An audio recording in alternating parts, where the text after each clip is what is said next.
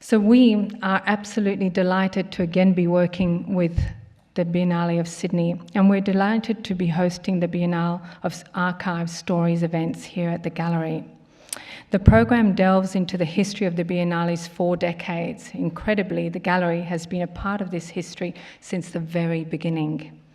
Daniel Thomas, then Senior Curator at the Art Gallery of New South Wales, helped to make the selection of artists in the inaugural 1973 Biennale presented at the Sydney Opera House as part of its opening celebrations. The gallery has proudly hosted the Biennale in these very premises for every other edition since 1976, and was honoured to have the archive join our own National Archive in 2015. So that's such a wonderful history, and it really is so parallel to ours in that we have always been a museum of the now. So our collections are based on what was being collected at the time. So it's a very contemporary collection, and certainly we look forward to discussions about that contemporaneity. Let me now welcome my wonderful colleague and the curator of the forthcoming Biennale, Mami Kataoka, to the stage to introduce our guests. It's a particular pleasure to also introduce Professor Terry Smith, who was actually my lecturer at the Power Institute at Sydney University, so welcome, but also Charles Green, who I have known for a very long time, and it's been wonderful to be able to listen to you together discuss key issues for us at this very point in time. So without further ado, please Mami come up, and let me take this opportunity to again thank the Biennale for partnering with us and enabling us to work together to say the important things that we need to say at in this key moment, because it is a key moment, as we were discussing at lunch. Thank you.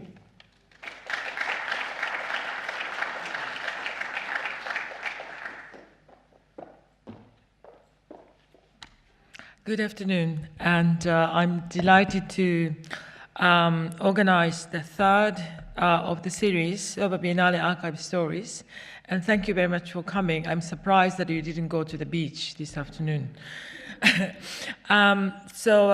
as Maud mentioned, Biennale Archive Stories, I started as soon as I was appointed about 1 year ago to start my own research through Biennale Archive, because I really needed to ask this question: is the Biennale of Sydney still relevant? And what is the need of Biennale now? And it's completely different necessity, if there is, from the time that it started in 1973. So I thought this city or country is full of witnesses and protagonists of the past biennales, and then I thought I should learn from them, but not only for myself, but also for all of you to share those stories to ask collectively the relevance of the Biennale of Sydney. So December last year, we had a first archive series just discussing about the first sort of starting point of this Biennale. So we had Paula Latus Balela, who was with the Biennale for 20 years, and John Mundane, who was a key person for 1988 concept curator of the Aboriginal Memorial, Mike Parr, who participated 7 times for the Biennale of Sydney, and they gave me great insights. Then April this year, we had a second archive story series, and it's about feminist movement, because I was interested in going through the archive and saw a lot of discussion happening in 1976 and 79 to really starting to give some path for this biennial, but also around the same time that idea of feminism was really beginning internationally in the 70s. So we had Vivian Beans and Deborah Carey, Julie Rapp, and then Professor Anne Stephen. So that was also very interesting sort of intense discussions about the time that what was going on. But this time, I also really wanted to go back to the initial question of the relevance of Biennale. And because it's a time for me to really narrow down everything that I'm going to do. We are 7 months before the opening now, and I don't have much time left, but still wanted to challenge this idea of not what I should do, but more like what do you want from the Biennale of Sydney, and how do you imagine the Biennale of Sydney is going to be? And since this is going to be the 21st edition, I'm really hoping that this could be one pause of the time for all of you to think, what Biennale of Sydney do you want in the next 20 times? So I think it's a critical moment for longer history of the Biennale, but also for all of us and my team to set our standard and where we are looking at. So I'm so delighted to have this wonderful two renowned scholars and art historian, Charles Green and Terry Smith. So Charles will speak first for 20 some time, and then Terry will give us his insight another same time, and then three of us will start discussion. So I'd like to welcome Charles Green. Thank you.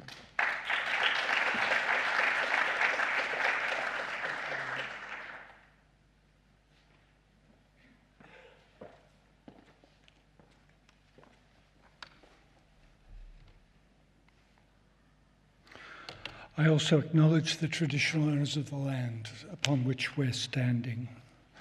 And as well, thank you so much, Mami. It's an honour to be invited by you and the Biennale. I admire the Maori Art Museum greatly and the shows that you've put on. So I want to think about the place and the particular problems of the Biennale of Sydney, its challenges and the opportunities that arise from that. And of course, immediately my title, Post North, conjures up to you, many of you may have seen that show, the great exhibition that's recently been at Haus der Kunst in Munich, post-war. Why the Biennale of Sydney? The Biennale of Sydney has been at different points widely considered one of the most important biennales in the world. That's an innocuous sounding statement, but there's a challenge in there. Because, okay, here we are. Clearly, there are a couple of biennales that we all know deeply and intimately, and they are the biennales that we think of. And of course, the Biennale of Venice is one of the two oldest, two biennales, the two foundational biennales of the 20th, 21st centuries, are both founded the same year back in 1895, and this is a view looking down from the British Pavilion in the Biennale of Venice, which has, of course, been taken, this image, during the vernissage, because 3 days later the Biennale will be almost empty. For this 2 or 3 days, the art world converges. So there are points at which biennales are important, and clearly for Venice, it's the vernissage, but is Venice always important? Not necessarily. Certain biennales are always notionally important. And for Australia, Venice is crucial. Because Venice is the place where Australia gets to project itself the way Australia wants. We have some agency in a show chosen the way many other biennales, most other biennales are chosen. We're at the mercies and the vagaries of a young curator, perhaps number 5 or 6 on the team, touring through in 3 days. But for Venice, because of the unique, almost unique nature of its organisation, the fact that half of it is national pavilions, we have a chance to choose and select artists who we wish. Tracy Moffat from this year, still on. But a biennale like Venice is not necessarily important artistically, curatorially, in terms of its contribution to art at all, or parts of it might be in an otherwise catastrophic biennale. You might find a small, humble pavilion like the Iraq Pavilion in the current Biennale of Venice, with the beautiful, intricate curatorial disposition of tiny works, such as this work by Francis Ellis. And often a Biennale will be important for a particular edition. And here I mercilessly plug my own history of Biennales, written with my close friend and colleague Anthony Gardner from Oxford University, which was an attempt to think through the arc of Biennales and why certain Biennales were important. And basically, Biennales created contemporary art. They were the key venue or place through which contemporary art could be tested and played out and innovations made. But if those innovations are not made, then that Biennale is not important. And these aren't subjective matters now, because contemporary art is so important to all art museums, to all publics, to everybody, to publics who aren't deeply and intimately involved in the art world, that Biennales are important for us to think through and analyse and decide what's important. And there is a consensus about this. To the point where Biennales proliferate around the world, but so do conferences and inquisitions about them and curatorial inquisitions about them, to the point where the first Bergen Biennale, in fact, was a conference and a think tank and a symposium in which curators said, let's pause, let's think, let's see what happens. And many of the most memorable Biennales, including in Australia, have featured symposia, think tanks, not just public education, but events where artists and thinkers and people at the edges of art would get together. And the first 3 APTs in Brisbane were remarkable for that. 1995 in Sydney was remarkable for that. Certain Biennales do this, many do not. So Australia as a site is a particularly complex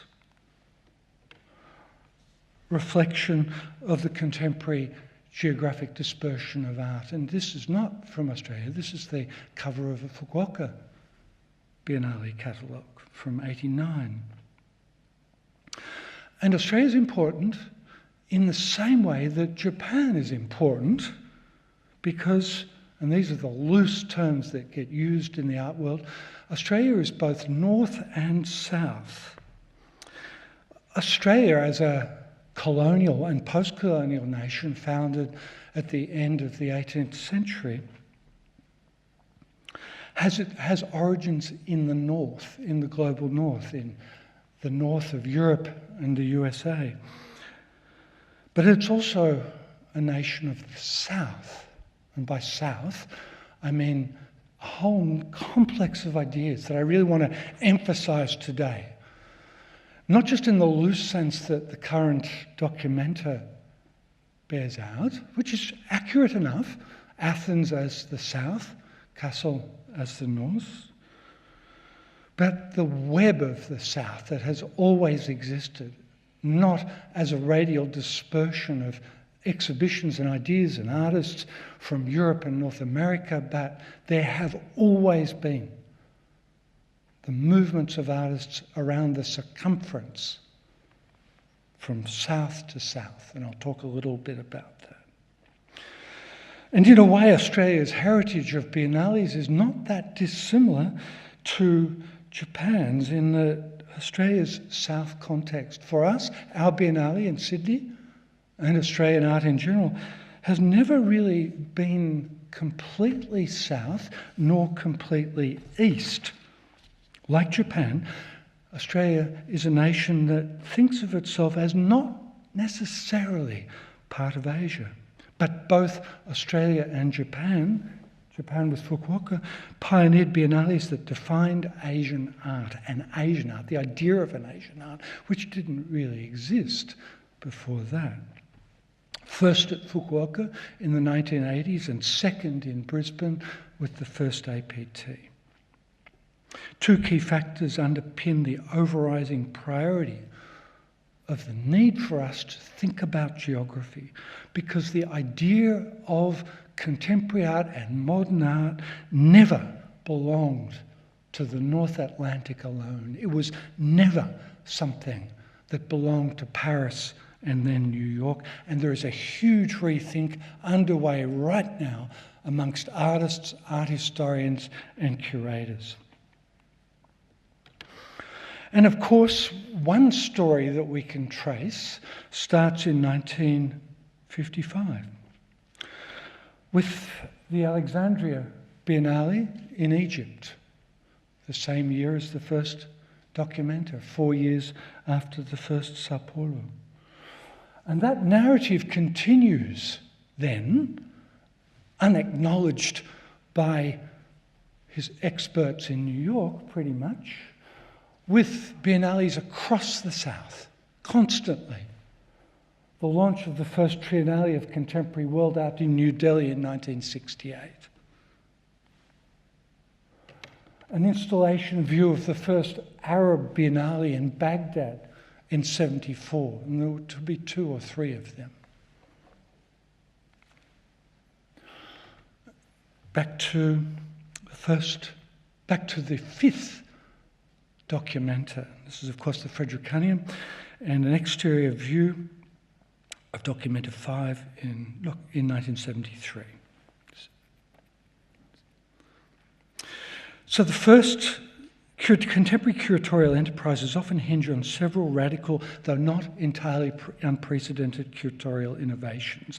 And there are at least 7 of these that we can clearly define. And Terry Smith, my subsequent speaker, has defined these quite definitively.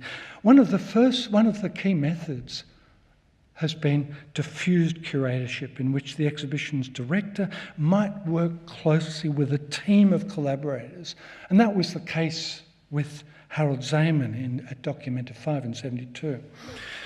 And the point I'm making here is that not just there was this trope for curators of diffused curating, of curators working in networks and constellations and collaborative teams, which is what Zeman did back then with that 5th Documenta.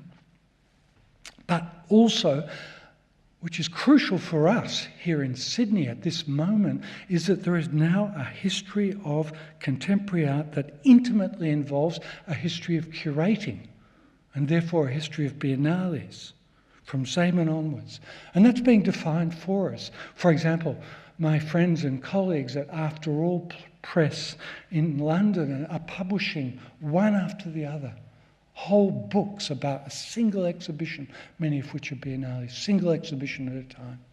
Their first volume, From Memory, was a beautiful book that was just devoted to Zeman's show before Documenta 5, When Attitudes Become Form.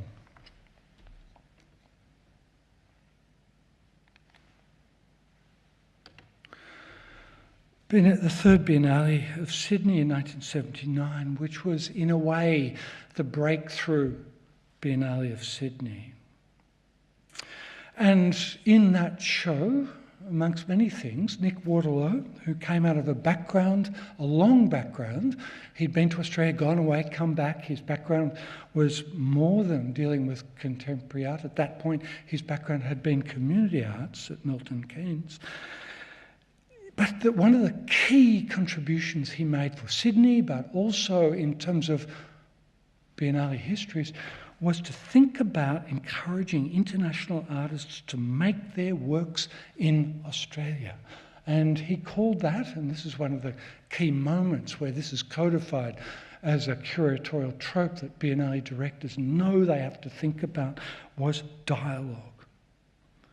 And that was crucial, and it's an edge into a post-national history of art, in which artists make major works in different parts of the world, not just where they're based. And that's also a key concept for us to think about. And what Nick Waterlow did in that 1979 '79 Biennale was crucial in terms of the concept of dialogue, even though he was not necessarily that popular at that moment with local artists. We think, oh, these exhibitions, they're canonical, they're famous. Artists must have loved them at the time. No. And Zeman's great show at Castle, that Documenta 5, no, that was not popular. Many artists hated that show. Launched petitions, agitated fiercely against Zeman. That's forgotten, that dissension. The same was true of 76 Biennale, the second Biennale. The same was true of 79. Massive demonstrations, massive sit-ins. 3 Biennales ago, controversies. Nothing to what happened in 79 and 76.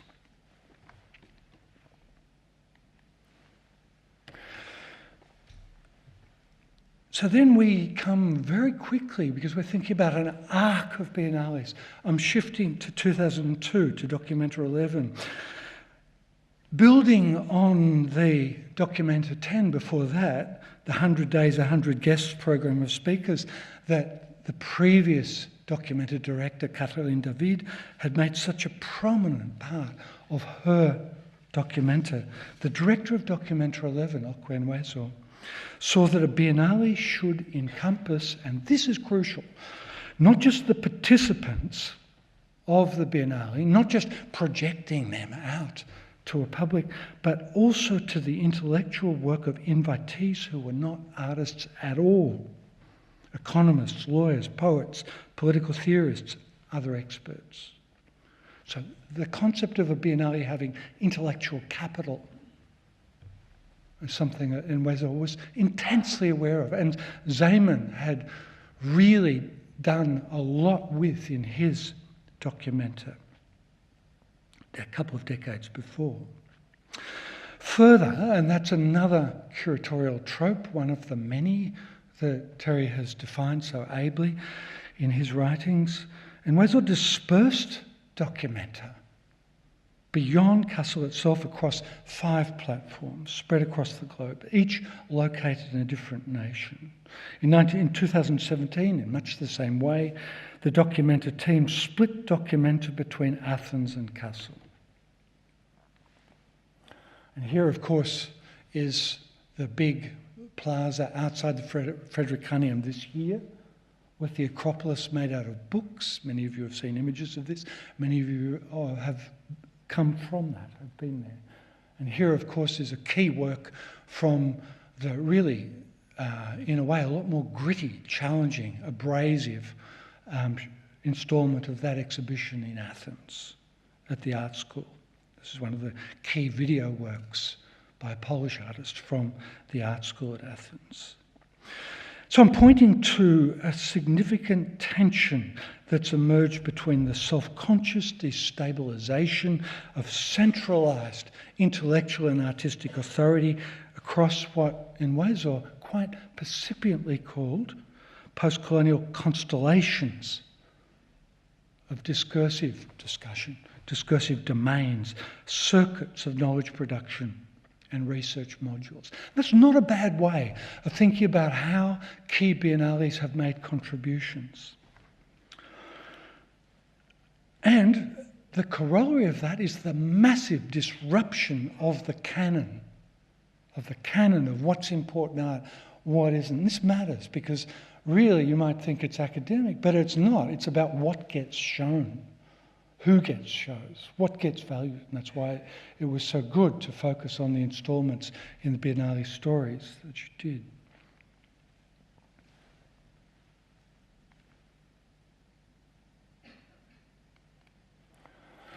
And part of that involves rethinking history, rethinking art history. This is a photograph from an installation of historical photographs in Castle to do with Athens. It's a photograph of Nazi generals touring round the Acropolis immediately after the fall of Athens to the Germans. And you see there that flag, that notorious flag, flying above that great cultural site.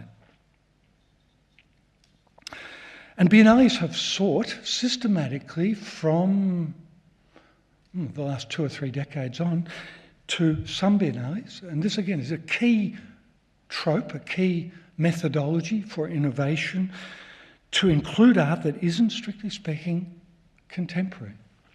By which I simply mean that many biennale directors are now showing much art and photographic projects and histories that aren't, strictly speaking, of the now.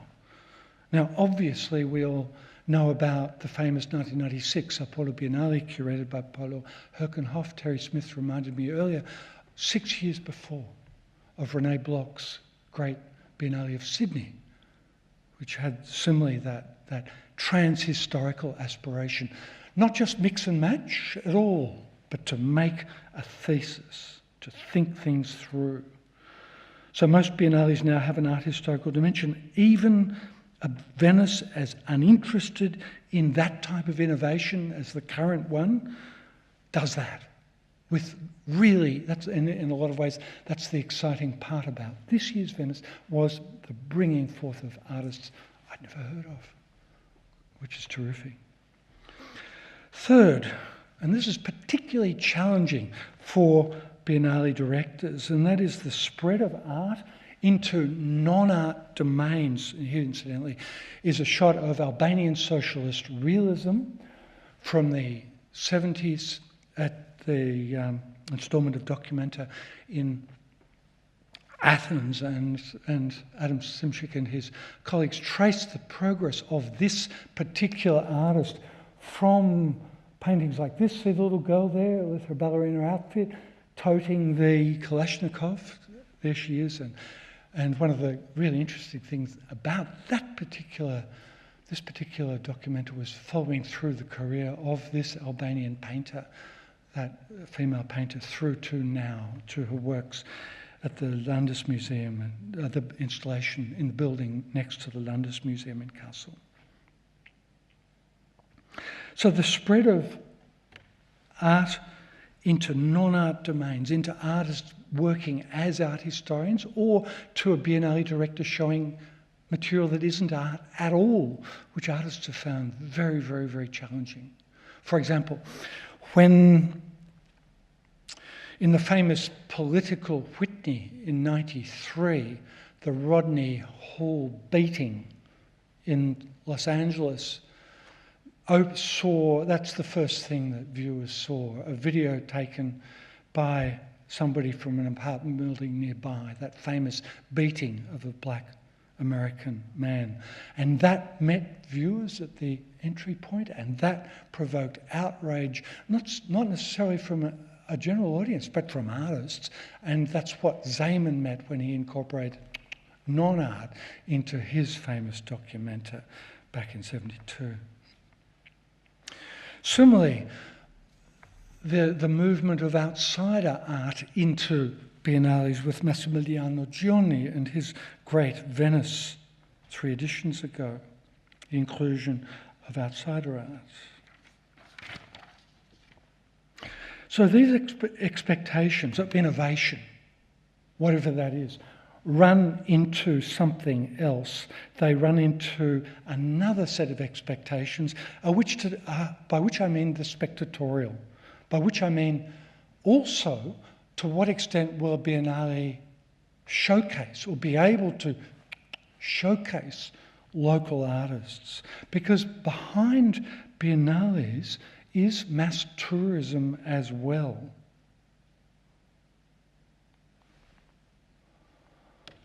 So the Biennale of Sydney has a history that's similar to the Biennale de Sao Paulo, and it's founded by Francisco Belgiorno Nettes, who sought with enormous idealism to bring something of the cosmopolitan artistic spirit of Venice to Sydney. And it starts in '73. The first breakthrough Biennale is '76, much bigger, and the major breakthrough one, of course, was '79, which I've already talked about. And at almost all of these biennales, there have been boycotts, there have been issues to do with social responsibility. There's been a long history of dissent at biennales that goes back to Venice in 1968 and beyond, not least to, and biennales have also been, and this is my next point, not just places of dialogue, but places of actual, precise meetings of artists and thinkers.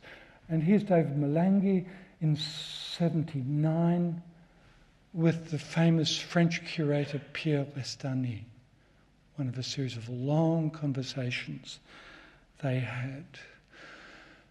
And that was crucial to a lot of the biennales of the South that the North has never acknowledged, like Delhi, like the first 2 or 3 Biennale de la Habana.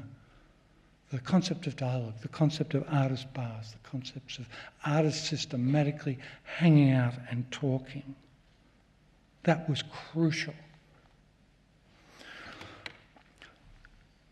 But the collision of expectations has been a feature of artistically successful, intellectually successful biennales.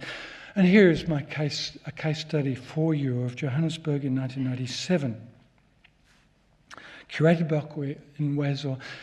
The first Johannesburg Biennale is called Africus. It met several of the similar reactions of great local hostility. Why did the biennales attract suspicion and hostility? Not so much because of the art being particularly out there, but precisely because the expectations of the directors had a blind spot. Trade Routes, this biennale, curated by Wezo, with a team, again, a team that often worked with him in many, many, many biennales, triennales, documenters. He was seeking consciously to connect local social realities to the dominant trajectories of intellectual and artistic influence in contemporary art. And by that I mean, drop the jargon, an awareness of the heritage of colonialism and global trade.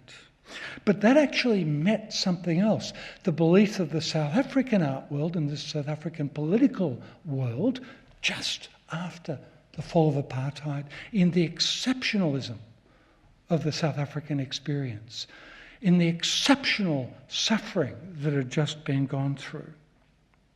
The context was of newly liberated South Africa, and in that context, a biennale that talked about colonialism, globalism, trade, the upsides, the downsides, the mingling of voices, the diasporas, that was not going to work.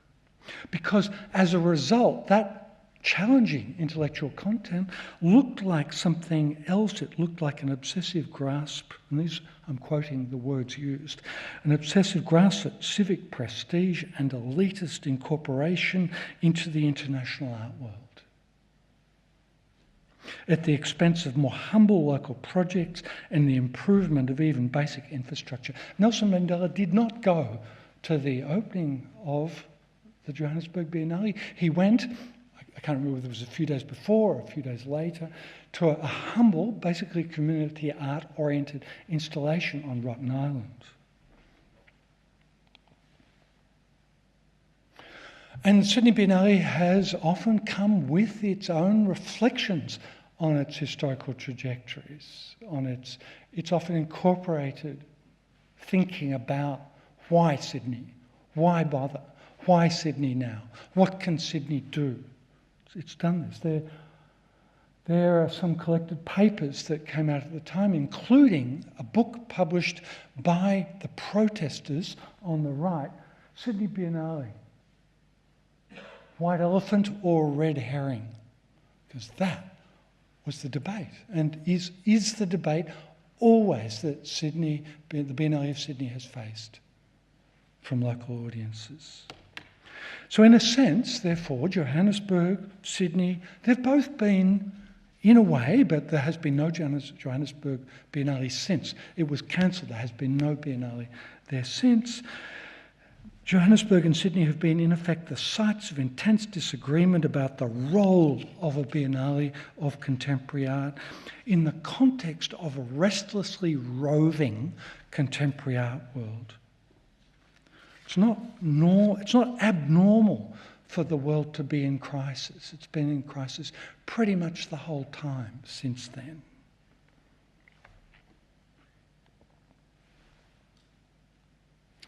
This year's Venice.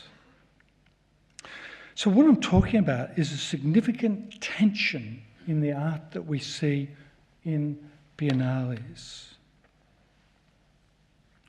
And I'm thinking about the juxtaposition of a remarkable exhibition in Milan at the same moment as this year's Biennale of Venice. And by that I'm talking about The Restless Earth, the Milan Triennale. In the Milan Triennale of 2017, a huge exhibition by Gionni, Massimiliano Gionni, focusing almost single-mindedly and obsessively, but with great curatorial precision and beauty, on asylum seeking and refugees. An exhibition that eclipsed the whole of Venice. And an exhibition like The Restless Earth actively, like in Wezo's show post-war, and I hope the next two that he is doing at Haus der Kunst, actively seeks to rethink the canon. Not as a who's hot and who's not, but as a what should we have been looking at? So I come here to an article written a long time ago by Terry Smith, who's following me in a minute. And that famous article is called The Provincialism Problem. It appeared in Art Forum back in 1974. Goes to the heart of today. Why do the organisers of powerful art institutions in the heart of Europe or powerful art institutions in little old Australia, why do they want to affect or effect change? Was theirs at last an instance of the centre with a conscience? I'm thinking about biennales here in particular. Has the centre suddenly found a conscience? Have biennales been the remedy for provincialism that Terry Smith prescribed in the pages of Art Forum back in 1974? Moving towards the end of my presentation. He defined provincialism then, quote, as an attitude of subservience to an externally imposed hierarchy of cultural values. And we can recognise this as a description of what Gramsci called hegemony in action. He'd used that definition to set up a model that saw the New Yorker art world as the metropolitan centre with all other art communities, including large, often culturally semi-autonomous rich art communities like Chicago, like Los Angeles, as provincial.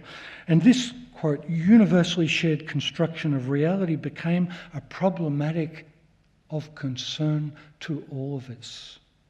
The solution, he said then, and I was then very sceptical, an artist-led activism might bring about change, and most Biennale curators and artists feel similarly optimistic now that curator-led and artist-led exhibitions might possibly have the same effect on the big discourse of art.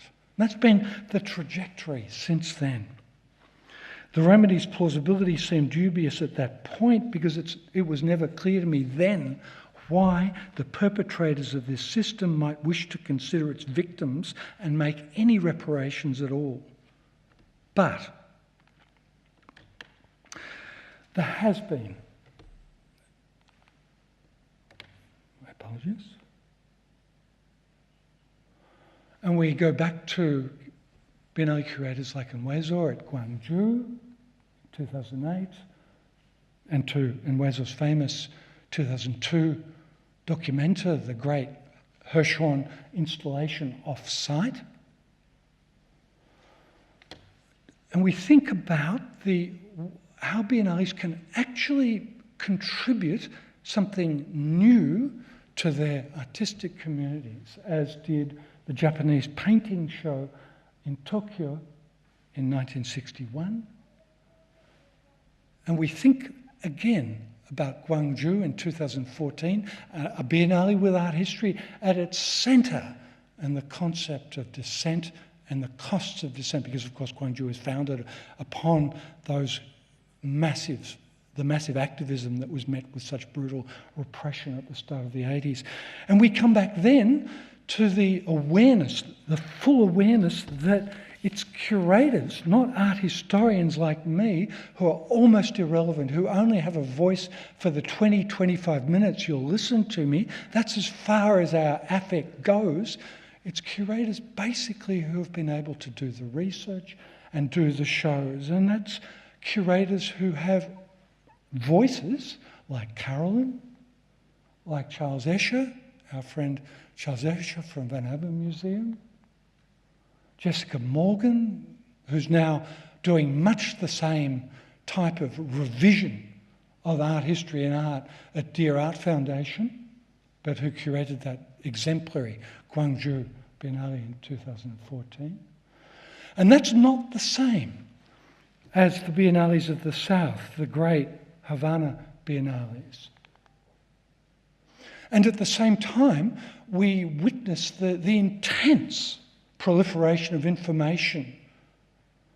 You will see reviews of all of these biennales, even if only on the websites of publications like artforum.com and the aggregators like Blue and Art News, Artsy. This is a very different ecology. So we arrive back to the Biennale of Sydney.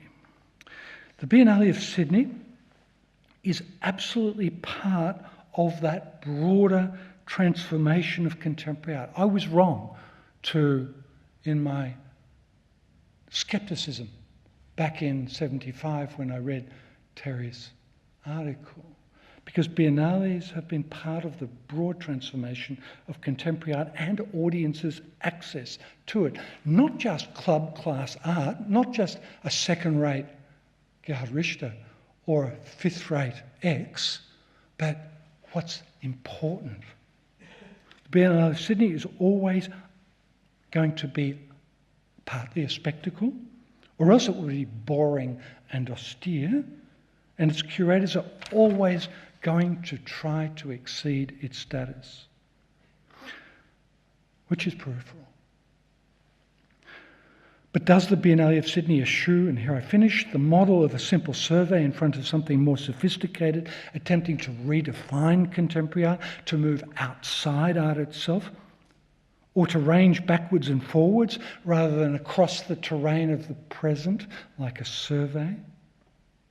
Or, at least as important, redefine audiences' engagement with art itself as something utterly entangled with politics and geography? Or the Biennale of Sydney might skate over the reality of such issues, as have many of its editions, and as do many biennales.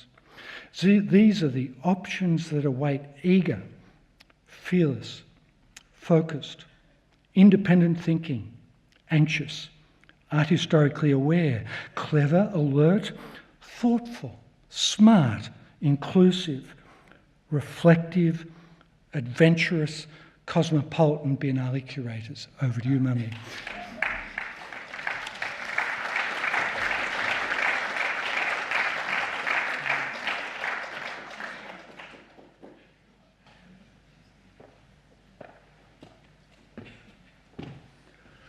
Okay, great to be here. I also acknowledge the Gadigal people of the Eora Nation, on whose land we stand. I thank Mami for inviting me to give this talk. We had a wonderful conversation about her career in a book published a little while back called Talking Contemporary Curating. So it'll be great to continue that conversation today. If you want the full background on Mami, read that talk. That's about 20 pages, very interesting. I'm also pleased to be speaking with my friend and colleague Charles Green, whose art and scholarship I've admired for a very long while, and whose book that you've seen, quite a bit about, written by Anthony, gives us the best account to date, I believe, of the art historical unfolding of the biennial as a particular kind of exhibition. So as you heard, he and Anthony show that in successive ways, these recurrent meta-exhibitions have proliferated globally.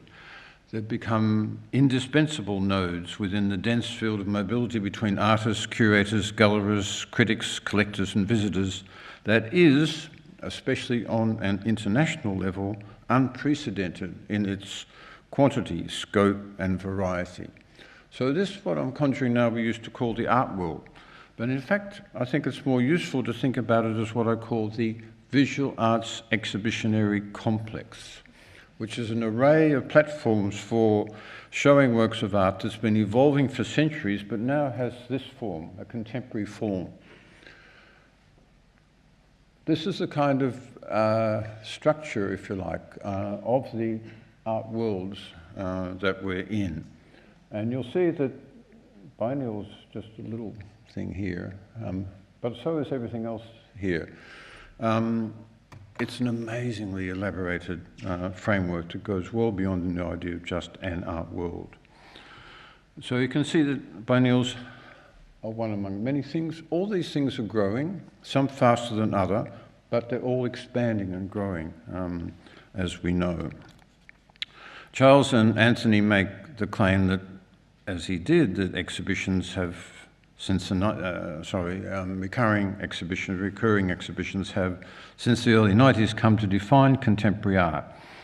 So that's partly true. I mean, contemporary art itself is doing a reasonable job of defining contemporary art. The media savvy of certain artists are, the museum boom, the stratospheric markets, art fairs, the ubiquity of curating, and the discursive storms around contemporary art also define it. But biennials are crucial, as Charles has just proved. I had some long quotations from he and Anthony's book, but I'll skip those because you've just heard the essence of them. What I want to do is just draw out for a few minutes the key, so there's the quotes, so you've heard those things. I want to draw out just in a schematic form some of the elements of a couple of essays I've just written that you can find online that actually cover the points I'm about to make in a lot of detail. I won't do that here because it would be too academic, and I'd much rather talk about Sydney biennials in a bit more direct way. But they're the websites, just the Biennial Foundation, which I'm a director at the moment. Check that website. You'll find one essay, and the other one is down below if you just go on the website for the Liverpool Biennial. So a couple of major characteristics I pick out. The first and most obvious one is that the biennial has become as structural to the operation of that whole visual arts exhibitionary complex in every place around the world where it's been made, where art is made and shared. The biennial is not just an occasional thing, it's structural. It's part of that structure that I just showed. And that spirit is captured, if you like, in this diagram, an artist's sort of fantasy diagram of all the biennials and how they appear to connect with each other like a network. And similarly, biennials have become essential to the contemporary art's evidently international character. Many people talk about its globality, the global character of contemporary art, a little different from just its international character, its global character. And that's picked up literally by the world distribution of biennials, which you can find on the Biennial Foundation's website. So something else that came out in Charles's talk is that insofar as biennials have become structural to art worlds in most cities around the world, they've become crucial to the very contemporaneity of contemporary art, the being together of difference, the proximity of differences, the complexities of proliferating differencing, which is the crucial characteristic of our time. So they've become very much part of that. They're the main platform in art world terms for picking that up and redistributing it around the world. They've also become more and more, but much less than one would have expected, open to network cultures, the mediatisation of the social. So biennials actually don't pick that up as much as one would have expected. So that's something to contemplate. But if we add up all the fundamentals and variations of biennials, we can see that there is a list that comes like this. I think this is going to be broadcast, so you'll be able to look at this online, is that right? So you won't have to, don't read it all now. But if you wanted to list all the characteristics of all biennials around the world, they would be this list, shared more or less, differently one way or another, by biennials everywhere.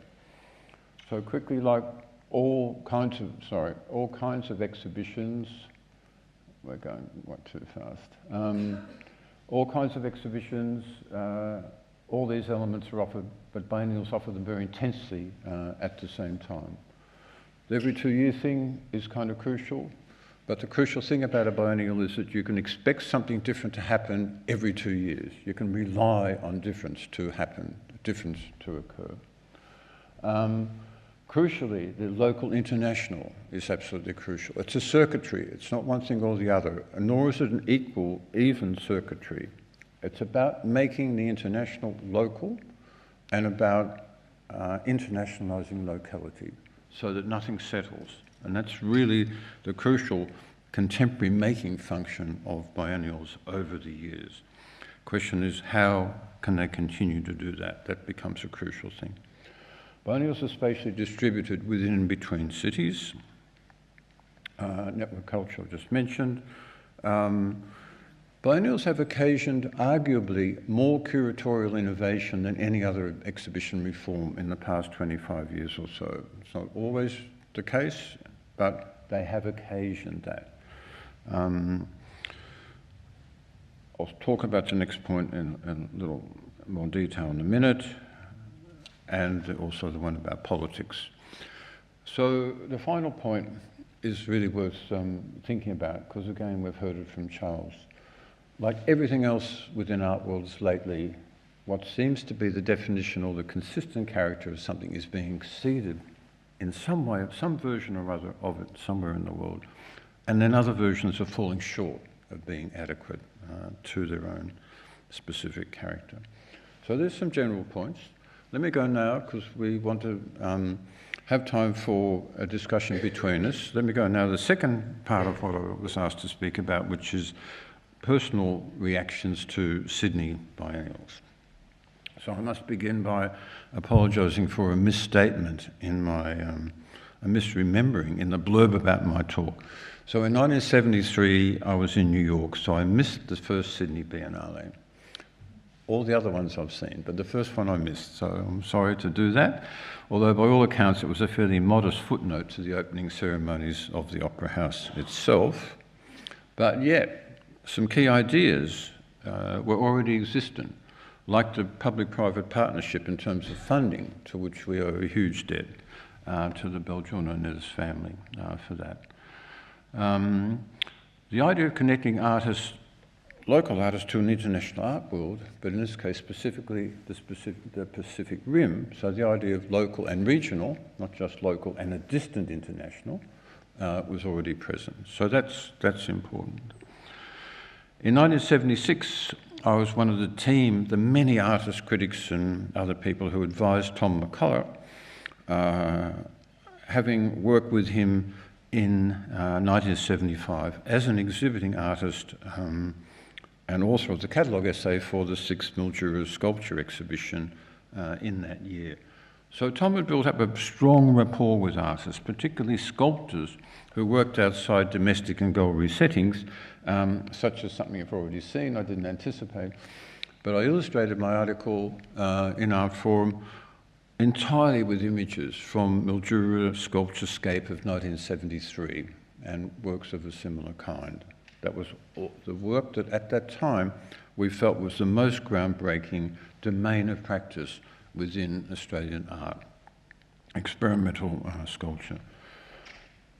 The work by Ross Grounds was an astonishing, really major landmark work of which he did one or two others later, but then disappeared.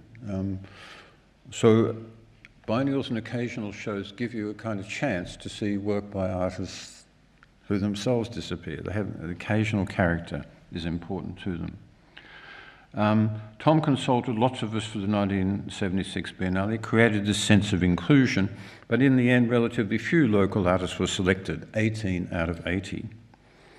He was very committed to anti-form sculptors from the places he could actually visit. He only had the money to go to New Zealand, Japan, and California, so the practicalities are kind of always have to be remembered. Some Arte Bavera artists on the advice of Tommaso Trini, some British sculptors, and some artists from New York, such as Smithson and Sandbach, on the advice of John Stringer. So the improvisational nature of the works that he liked was echoed in the rough design of the catalogue, which you've seen this newsprint interior and cardboard covers, which actually echoes the Fox magazine published in New York. Everything added up to his title, Recent International Forms in Art. I remember two standout works. One of the great works of the 20th century, Joseph Beuys's Erasure, and another one, Stuart Brisley's Standing, Lying, Walking, Talking. The wooden cage, some of you will remember, he built in Hyde Park. He built himself into the cage during the period of the exhibition, and at the end sort of burst out of the cage. There's people gathering around looking at the cage for the explosion. There were in 76, however, two blind spots: the utter absence of any reference to the recent political crisis following the dismissal of the Whitlam government. That exploded on opening nights in this very building, where many artists and others, including myself, turned their backs on Malcolm Fraser during his opening address and walked out to join protesters outside. And the other great blind spot was that of the 80 artists, fully 6 were women. 6. The assumption was that women couldn't make sculpture at that time. I mean, that's extraordinary. So these two factors consumed the next edition, 1979, which Charles has referenced, this wonderful cartoon by Jenny Coops on the cover of the protest book, but also in that exhibition some major works that did refer to November the 11th, by this one by Peter Kennedy, which he elaborated in subsequent exhibitions with a video by John Hughes. To me, this was a much more powerful work than another work by Joseph Beuys in that biennial, Ausfagen, Sweeping Up. It's a vitrine where he and his students used red brushes to sweep up debris after a May Day march in Karl-Marx-Platz in Berlin. So this is a kind of disappointing pluralism that we don't need in biennials, and has plagued a lot of biennials. The biennials around 1980 cannot really be remembered without acknowledging their counterfoil, which occurred again in this gallery. The Australian Perspectives, curated by Bernice Murphy from 1981 onwards, her lasting legacy. Sort of the idea of the national compared to the international, as if you had to be one thing or another. It was necessary to kind of build up a sense of the power of local experimental avant-garde practice. And if you look through the catalogues, for example, of the Perspective 1981 and compare it to the Biennale of 1979, the Perspective is a better show. I remember it as a better show.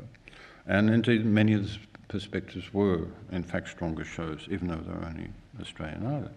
I can still visualise the room upstairs, dominated by paintings by Clifford Possum and Tim Lura Chapel-Jari, such as Warrukalong, the work you see here, and also the great Napperby Desperate Dreaming painting, which is now in Melbourne.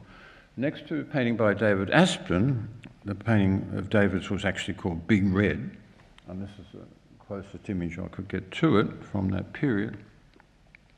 This is the early stirrings of what is only now emerging from the perspective I have being away from Australia a lot, but coming back every year for half the year. What's so striking about art making in Australia is a very highly charged, resonant, but also very restive visual field that Indigenous and non-Indigenous artists have created between each other. And this is kind of unique in world terms about art being made here. And many of you would have seen the nuances of that in Una Ray's exhibition, Black, White and Restive, at the Newcastle Art Gallery last year. So, neo-expressionist painting dominated the biennials of the 1980s as Sydney as elsewhere. I think the shows created by Leon Perrossin in 1984, within which I had a role with Virginia Spate and Christine Dixon, Dinah Dysart, to do a small subsidiary historical show at the Irvine Gallery called Aspects of Australian Figurative Painting, 1942 to 62, Dreams, Fears and Desires. A sort of parenthesis, at that point, rewriting histories in terms relevant to the present became a very important task for art historians. Now it's crucial to keep rewriting the history of contemporary art as it's happening, to see it historically. That's the urgent task now. But back there in the 80s and 90s, it was rethinking histories of Australian art that was important. So Leon permitted that and encouraged that. Tony Bond's Boundary Rider of 1986, again, really powerful exhibition of, in a sense, international neo-expressionist painting, parallel with some of the great ones on that subject, like Westkunst and so on, that were being shown in Europe at that time. 1988, who can forget that? I mean, 1988, Nick's major show, I think. The catalogue itself is a really crucial way of thinking about the questions of provincialism that Charles quoted earlier, arguing that things had shifted away from the state of dependence and anger and transformation that we needed to go through in the 70s into what Nick said, I quote him, "It's possible to live in Australia as an artist and exhibit with one's peers in other countries fairly frequently, and maybe it's not enough, but it's an advance." Daniel Thomas thought everything was great. His title for his article was "The Biennial, How Australian Art Escaped Provincial Internationalism and Joined the World on Its Own Right." If only, if only. In a way, Kaldor's Christo wrap-up for Little Bay is a kind of paradigm of all that we're talking about. That's the sort of the moment, the transformatory moment, before even biennials were thought about. Terence Malone, the wonderful curator here and now doing such a great job at the Drill Hall, he was more circumspect. And he still said, to this day, Australian artists depend on foreign authority for legitimation and to a considerable extent to complete the meanings of what they do. We continue to worry about provincialism enough, although we have shifted such a close synchronisation with international trends that Australian artists can in fact anticipate and antedate major swings in fashion and can contribute to them. So in a sense, we've been converted to world time, and that's progress. But in another sense, the provincialism problem still remains. We're not the timekeepers and we're not the pace setters as yet. Very subtle contribution in that catalogue was, of course, Ian Byrne's essay on the reappropriation of influence, comparing a painting by Sidney Nolan to one by Ferdinand Léger. He showed it wasn't a matter of being influenced, it was a matter of mediating influence and distancing yourself from close imitation, selecting devices for local usages, much more subtle. This was a sort of practice that Iman Stiller's most embodied and has turned into a major artistic practice while here. The standout work in 1988, of course, was the Aboriginal Memorial. There's a lot being said about it. There'll be a big conference about it next year at the Museum of Australia, so I'll just reference that and move on. Rudy Fuchs' 8th Biennial of 1990 was a carefully curated example of something we've seen reappear recently, which is the idea of a museum-style survey exhibition installed into the biennial format. At Oakwy's Venice Biennale last time was documenta inserted into Venice. So curators are, like artists, are working against form and against structure in a way as they search for more original ways of curating. My hope is that we'll actually be able to think curating beyond that stage, beyond the stage of the structures becoming so well known that busting them by using another structure is the most you can do. Something else, something more is needed. So I agree it was wonderful to see the works that Massimiliano showed at Venice, but it was a museum show within the biennial format. Final couple more comments before we sit down to talk. Sydney biennials since 2000 have fallen, I'm afraid, if I have to be critical, into a pattern that is appearing in too many well-established biennials. It's what I call the institutionalisation of artistic, political and ideological orientations, by which I mean year one be political, year two, next year be pluralistic. Then go and be aggressive and confrontational, then be nice to people. This too often takes the form of appointing a male curator who's very political and a female curator who isn't political. And this is a really sad reflection on the way the patriarchy still remains with us. If you want proof, the director of the Venice Biennale announced about a year or so ago, a couple of years ago, very blithely, that after Oakley and Waysaw's 2015 biennial, which he said, quote, centred on the many rifts and divisions of our contemporary world, for the current biennial, he chooses the curator Christine Marcel, quote, committed to emphasising the important role that artists play in inventing their own universes and in reverberating generous vitality towards the world we live within. Pluralism. Again. So in Sydney, if you go back to the switch between Richard Grayson's biennial, the 13th one, The World May Be Fantastic in 2002, to Isabel Carlos's Emotion and Reason, sort of 50-50. And then you get Charles Merriweather's Zones of Conflict, Zones of Contact. Conflict, that's an important slip because it was about conflict. Edition in 2006. You get, to me, that the last one was the biennial that worked best in terms of integrating local, international, and installing that relationship, particularly down to peers 2-3. He had works even in this gallery, such as Ai Weiwei's very important work, World Map, which is about exploitation within the Chinese cotton industry as a global form of industrialization. So this is an ideological switching that, as I hinted, can have this very unfortunate male-female polarity.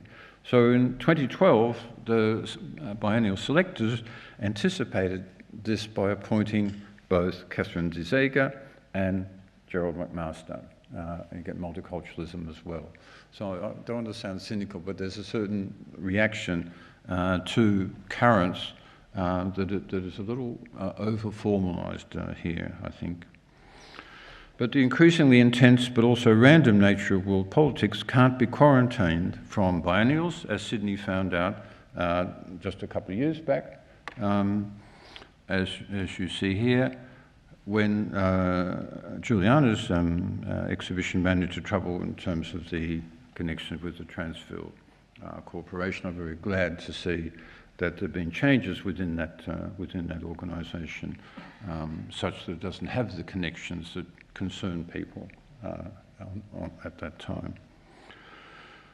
The 20th edition of the Sydney Biennale recognised this problem in a way with the William Gibson title, The Future is Already Here, It's Just Not Evenly Distributed. But even so, it only addressed that question in some of the displays and some of the events, such as Richard Bell's Tent Embassy. I have many other thoughts, but I'll conclude with just one, because we do want to have some time for conversation. And that is that just discussing these questions with friends and students and others in the last while, if it came to a crunch about what it is that biennials make possible as compared to every other big exhibitionary form, there's nothing actually specific that can't be done elsewhere. But the thing that they make available in a way that's kind of provisional, open, and can be intensely powerful, is to give artists the chance to make, at a level of density and obviously a size, a certain kind of transformation in their work and in the way the work is exhibited that is usually constrained if it's within a museum or within an alternative art space. So a museum has to operate the logic between the collection and the temporary exhibition, and can have events, but that's exceptional. A contemporary art space is entirely committed to experimentality and change, and not to collecting, and not to nailing down a place. And you obviously usually can't work at a very big scale. But biennials can, they can operate in between those two. And so there are many examples, and many of the ones I've shown you would be examples. But one recent example you'll remember is the way Mike Parr curated his own career in a series of rooms in Cockatoo Island in 2014. And incredibly disturbing, disruptive way of, as he put it, violating his own work. And that was true of a number of works in that particular biennial. I was very struck by the fact I also saw the same exhibition in Venice, which Tony Bond worked with him to show in a venue in Venice, where what they'd actually done is create at the top of a palace with many other shows, all these venues made out of wood that you had to travel inside the roof between one fragile space to another, one fragile room to another to see the same videos. That turned out, in comparison to seeing it at Cockatoo Island, that turned out to be quite a corny experience. In other words, that was too managed. You know, it was too directed. And somehow the building the framework made the point too obvious. Whereas the rooms at Cockatoo Island, one after another, working against and with his videos, really brought out something that was, I think, much deeper and more transformative. So that's just an example of that. I'll stop here. Thank you very much.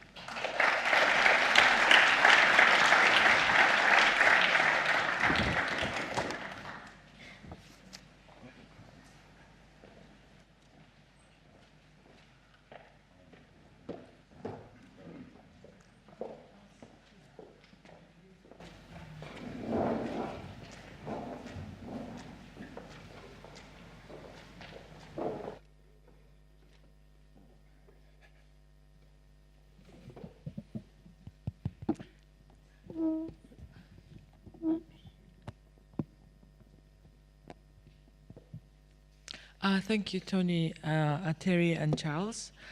And it has been already quite inspiring, and lots of points that we can probably discuss. But I'll just probably go fragmentally, because we have 10 minutes, but we'll probably go another 10. So let's try to see how far we can go.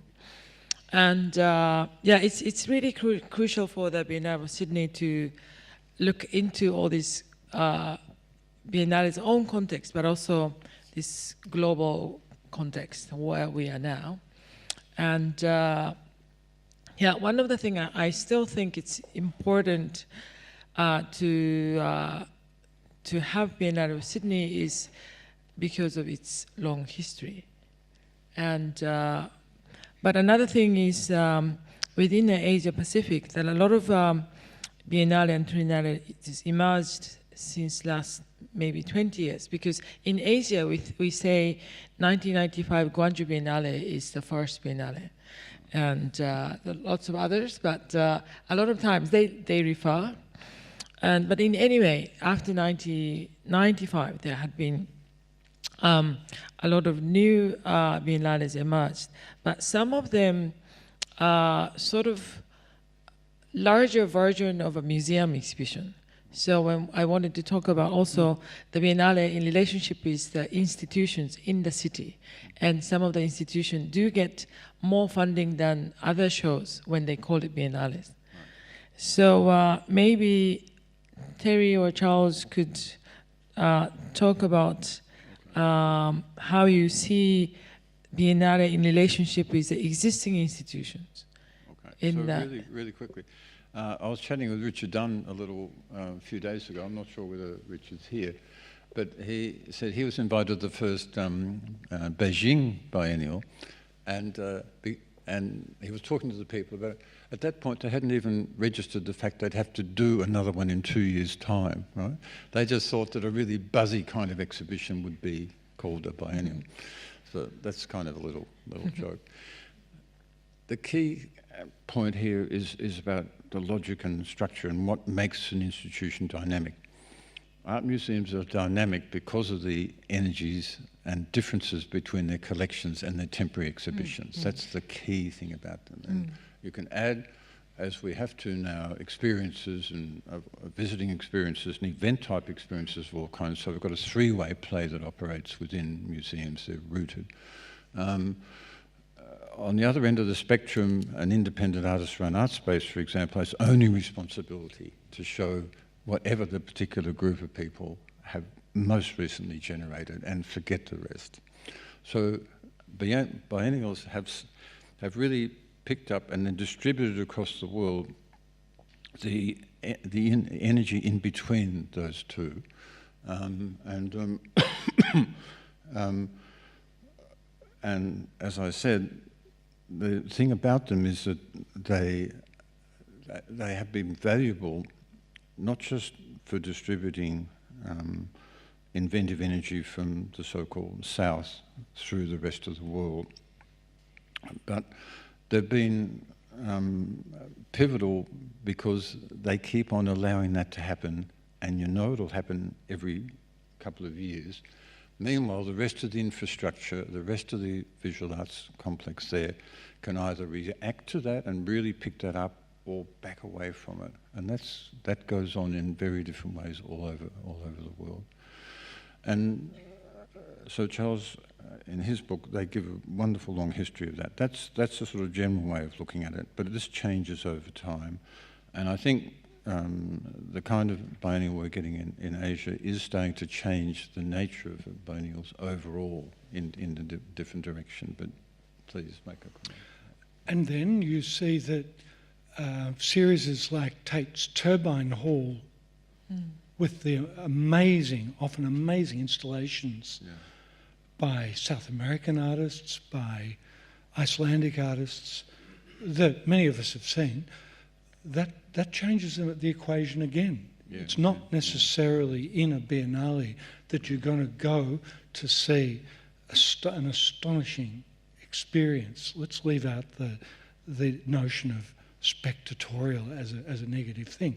Let's think about Olafur Larsson's Turbine Hall installation, or the astonishing split in the Turbine Hall by the Colombian artist. Boris Salcedo.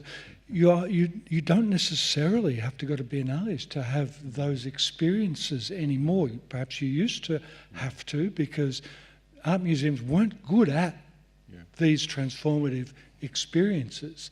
They're getting better at it, but we don't expect to have transformative experiences in a monographic retrospective exhibition. Full stop. We don't. Give me a break. You don't.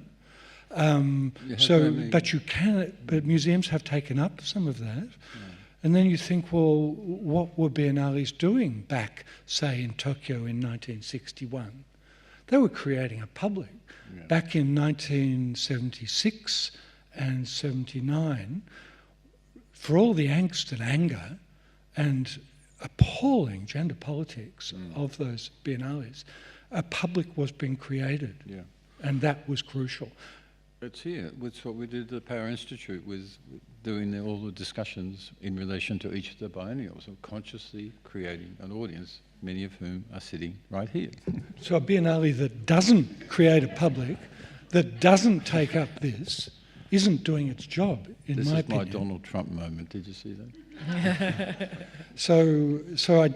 Biennales, art museums have responded, like Tate, and art museums have also responded, like Tate, in completely re-envisaging the nature of their collections that they understand, like Tate does, that cutting-edge contemporary art was always global, and Tate's done that. So it's not biennales we have to go to now for that experience. Right. So it's a real challenge. Yeah, maybe I can probably invite only 3 artists and then do 3 times of the Turbine Hall project and use all invest all the budget for 3 works. That could be one idea. Yeah.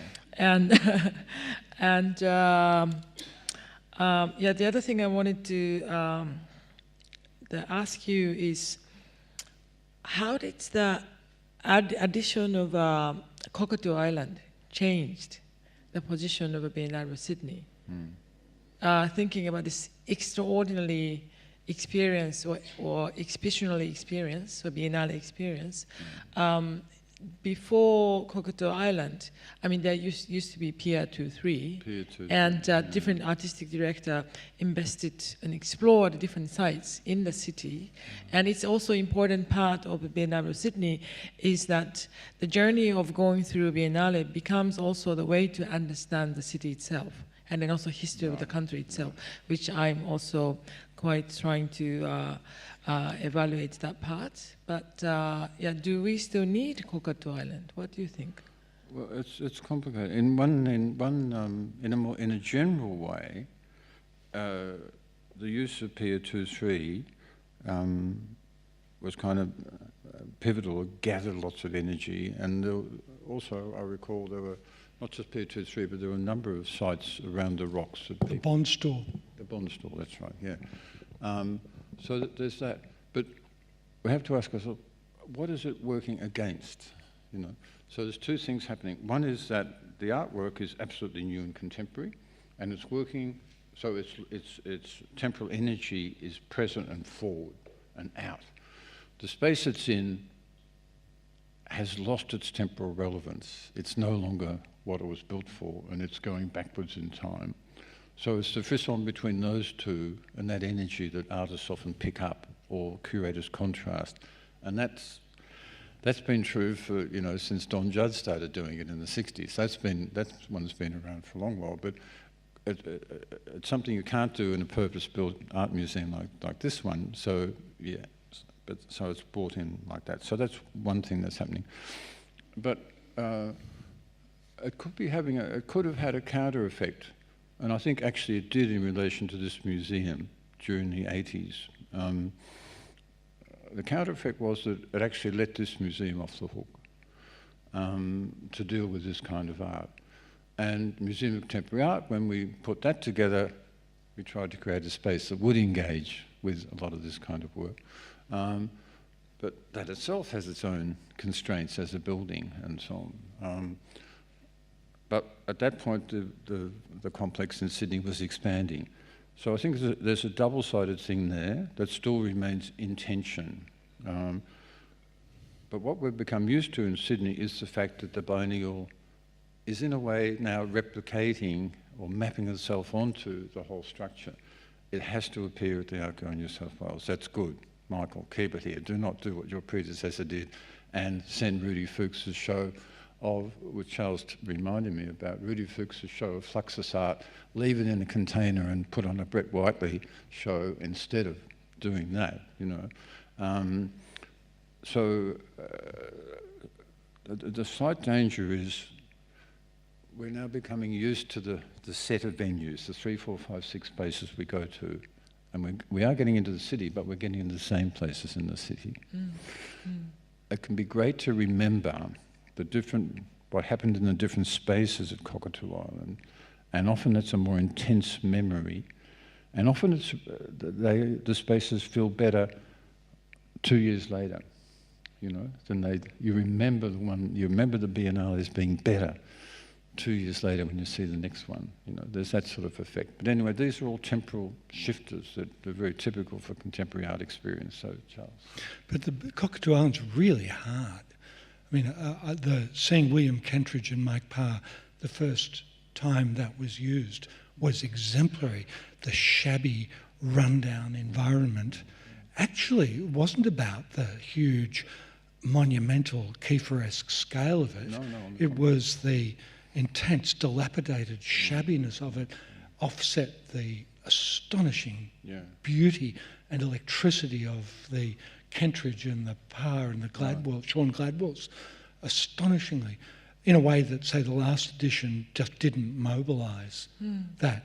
So all I can think, and many of you know Sydney, those experiences so much more intimately than me, was that it takes enormous self-conscious intellectual energy for a Biennale director to actually activate these spaces. It's not enough to say, this is an artist curator.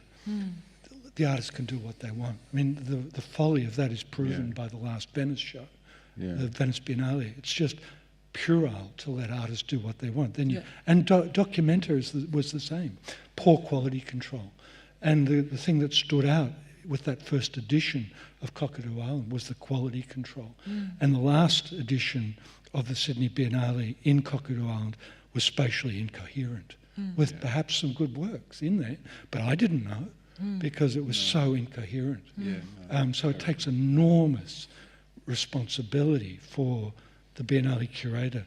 I remember going up to APT 3 and APT 2 in Brisbane and walking into the project team's offices and seeing this is like a year out, the to scale models there, and being absolutely staggered by the forethought that was going into every single juxtaposition. And I thought that about Okwe's Documenta, and then the same about the last Venice. And I thought that, always think that about Massimiliano Gioni's shows. It's an enormous responsibility to stay with your head at a meta level above what artists are giving you and say, no, this is not good enough.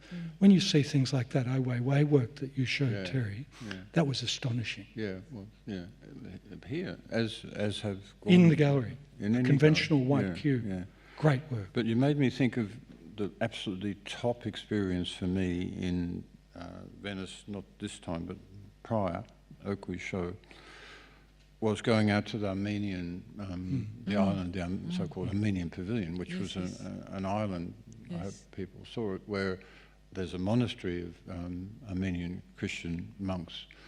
And they've loved art for a long while. They've been collecting it for a long while. Nearly everything they collect is terrible. I mean, it's just rubbish art from the 18th century onwards. But 2 or 3 of the rooms had contemporary work curated, a sort of sub-curatorial by an Armenian curator. And you recall, Charles, going through those rooms and then finally getting to the corridor that goes towards this new library that they built. And on the vitrines on either side, they had a very small work by Renny Gabourey, who's from 16 Beaver group in New York, but of Armenian background. And he did works that really just were photographs and postcards in which he was writing these incredibly moving things about what it is to be a disappeared Armenian, disappeared by the Turkish government. It was just really very moving, incredibly concentrated, very small but totally focused thing right at the end of the last island. You know. Yeah, actually that Armenian pavilion, I remember, was interesting going through the whole monastery itself. Yeah. And also there were old typing set for Armenian languages because they were there doing it to keep the language. So for me that was another sort of additional experience outside of the contemporary art actually, but going through the different places, then you find out something completely unexpected. Talking about the role of an artistic director, you must have looked at different models of curating, and recently more and more, because of this globalization, that artistic director feels that you have to be going through entire world looking for art, and then you have to be sort of conquering 5 continents, and you must represent everyone from each continent. And then to do that, it's completely impossible to do it by one. So you ask different curators to make a sort of a forum, and try to have a balance from different sort of specialty continents. But how are you looking at those like newer models? While it used to be only curated by one person, which I'm doing now for the next version. But it's interesting question in relationship with the quality control and coherence. Yeah. Charles, I mean, go on. Okay, I thought when I was looking at these, thinking back through these biennials and thinking back to 76, 79, what's so striking about the mood of the art world that was coming into shape at that particular time, as Charles in his book points out, it was an art world that consisted really of people who had fairly traditional, continuing modernist way of thinking about art. And then a whole lot of people committed to internationalism and experimentality and so on and so forth. You know, 2 art worlds sort of abutting, and you've got overlapping each other, as you put it. And in a way, those art worlds have evolved. They've both of them grown, and they've both generated publics, and they've both become more sophisticated in a way. Their tastes are still a bit distinct, but you know, they're coincident with each other. And they've generated a kind of third sort of public. But within all that framework, the expectation in 76, 79 was that Australian artists and critics and so on would have a big say, not just on who got chosen, but the nature of the exhibition. In other words, it was going to be produced by as many as collectively produced, put together by all of us. We'd all be a part of it, you see. And obviously the sense of the Australian material, but also some of the international choices, because the curators at that point would talk to people. Nick talked to people all the time. In the end, something that changes, and it ends up being one core director with some advisors. Now, what's happening there is the first set of things are responding to the demand that the local wants to be international, and the second practice is responding to the idea of the international manifesting itself locally.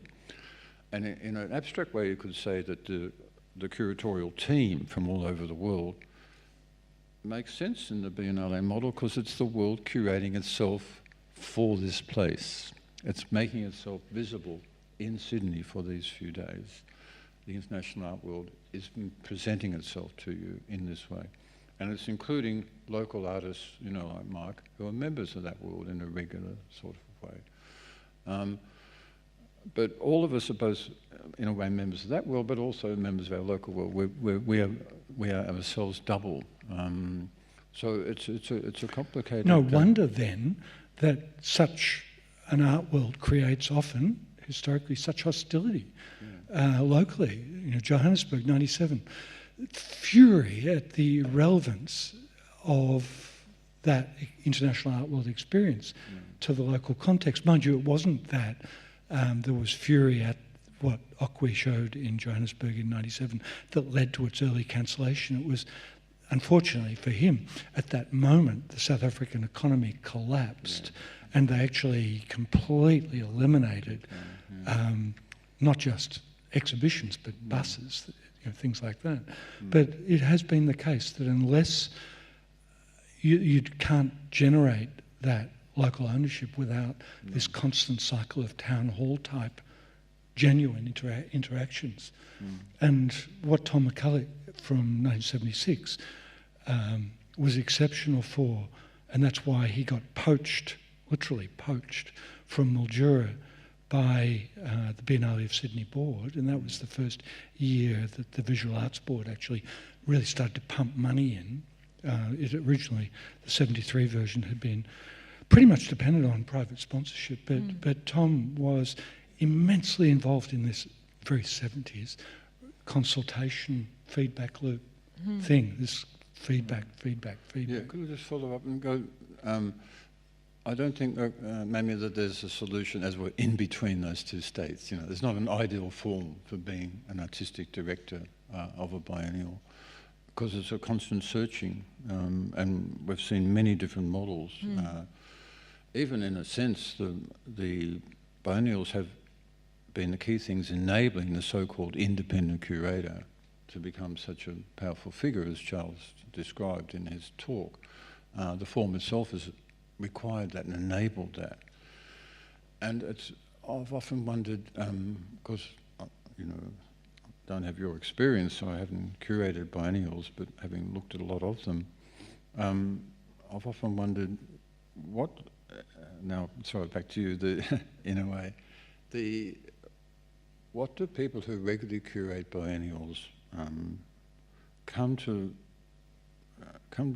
learn or come to use as a working method, if you like? So I'm thinking, obviously, many people who curate biennials are actually curators in a museum like you are, and they take a couple of years off to do the biennial, then they go back to the and so on. So they're in and out of the institution in the way that we've been describing. But I remember Caroline and Christophe Picafia once saying to me and others that she actually has a formula. So her formula is get the idea, and the idea, some of her ideas are better than others, you know. The one in Documenta 13 was I think a great idea, showing the world's wounds to the rest of the world, you know.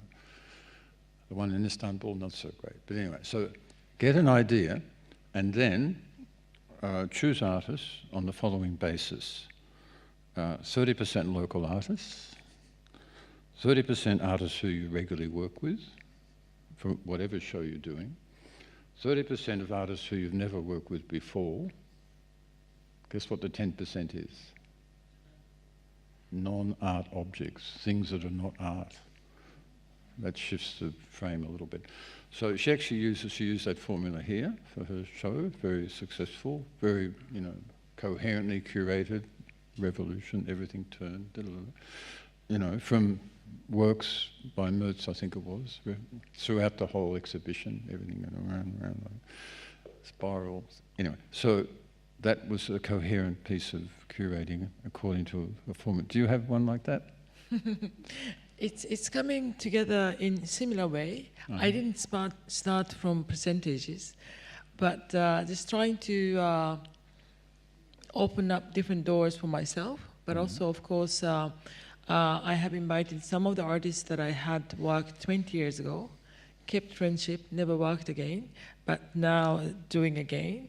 Or I have so many artists that I know for a long time, 10, 20 years, but never worked. And so, yeah, it's just, for me, the biennial of this scale is an interesting platform to experiment vast ideas. It's not about specific themes, but it's more about the bigger visions, but in more concentrated way. And then I found particularly interesting the position of Sydney, like two of you described, is that it's the idea of provincialism and all this, the distance from the world, which David Eliot used as the beauty of distance as a theme, has been one of the issue and one of the themes that it has been discussed for a long time. But I also think that looking at different different ratio or different composition of the communities in the region, not only in the central district, but in Western Sydney and other parts, looking at Vietnamese community and large Lebanese community. They have like a third largest Lebanese community in the whole world. And that coming from different time of the history in 20th century, that some group of people had to be moving to Australia. And so that kind of whole picture of the human movement and human history and human flaws is quite crucial at the moment that it has been appearing in Venice and Documenta, but also you can look at that in Sydney too, and how Cockatoo Island, for instance, of our Hyde Park Barracks Museum, had been part of that history and still sort of carry the history. So I'm trying to connect different perspectives to look at this city, and then how, by looking in depth this city, how can look at the whole world by looking in depth. Right. So as a result, we just calculated the percentage yesterday, and I think I have I have 30 some, like closer to 40% Asian artists, and women artists nearly 40%, and quite a few, 20 plus Australian artists, and half of them are Aboriginal artists. So I think it's quite interesting balance for me. Mm-hmm. My good friend and colleague John Clark has done a lot of work that's quite astonishing on the persistent inability of Biennale curators and shows around the world in incorporating any narrative other than a conventional narrative of predominantly Western European and East Coast American artists. And it seems to be pretty definitive. The art world hasn't done, we think it has, but it hasn't. So thank you, good. Great. Thank you. You haven't seen it, but I think the time I haven't done it, and then I have to still make it. But I think our time is unfortunately coming to close. I would like to invite our new CEO, Jo-Anne Birnie-Danzker, on a stage to wrap up our discussion. Okay, thanks. So thank you, Mami, very much, and a very special thank you to our speakers today for the very informative pathways that they're giving us to move towards the future. And I'd like to acknowledge Dr. Michael Brand and our friends and colleagues, Maud Page, from the Art Gallery of New South Wales, who have not only welcomed us here today, but embraced the archive stories and the archive itself that is the very generous gift of the Birnie-Danzker family and the founders of the Biennale of Sydney. And we are very grateful for your ongoing support in making this very important information, invaluable information, available to us as we move towards our 45th anniversary and question how we should be jointly building a future for the Biennale. And again, many, many thanks for that. I want to let you know that we're going to be back at the Art Gallery on the 13th of December with our guests Judy Anea, Penelope Seidler, and Tony Bond, who was mentioned several times tonight. Before that, we're actually going to be in Auckland, and at the Auckland Art Gallery, Toyo Tamaki, on the 27th of October, when Mami will again be joined in conversation with gallery director Rana Davenport, who played an important role at the Biennale of Sydney, and with artists Lisa, Rehana, John Reynolds, and Peter Robinson. And on the 28th of February next year, we're thrilled to have the directors of the Art Gallery of New South Wales, MCA, Carriage Works and Art Space for a final event before our opening on the 16th of March. The 21st Biennale Superposition, Equilibrium and Engagement from the amazing Mami Kataoka.